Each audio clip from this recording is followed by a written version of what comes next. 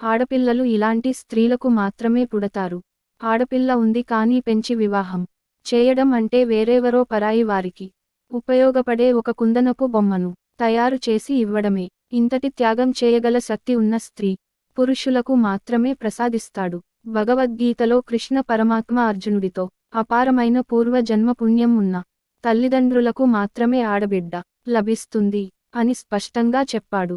ప్రజలు జ్ఞానంతో తమ వృద్ధాప్యంలో అన్నం పెట్టే తోడు ఉంటారని మగ సంతానం కోరుకుంటారు. కానీ నిజానికి మనసులోని బాధను, జీవితంలోని బాధను పంచుకునేది ఎప్పటికైనా ఆడబిడ్డలే. పితృకర్మ అయినా పిండ ప్రదానం చేసి పితృ దేవతలకి విముక్తి కలిగించే మగబిడ్డ మాత్రమే అని మాకు మగబిడ్డ కావాలని అంటారు. చాలా మంచిది. కానీ రామాయణంలో సీతమ్మ తన మగవారైన దశరథుని మహారాజుకి పిండ ప్రదానం చేసినట్టు ఉంది.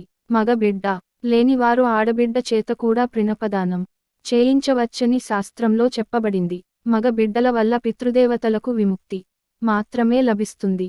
అదే ఆడపిల్లల్ని కన్నతల్లి తండ్రులకు ఆడపిల్లలను కన్నదానం చేయటం వల్ల ఆ పుణ్యం కారణంగా ఆ తల్లిదండ్రులతో పాటు వారి ముందు పుట్టిన 10 తరాలు, తర్వాత పుట్టిన 10 తరాలు శాశ్వత బ్రహ్మ లోకాన్ని పొందుతారు అని శాస్త్రంలో చెప్పబడింది. అన్ని పుణ్యాల కంటే కన్యదానం చేసిన పుణ్యం గొప్పది.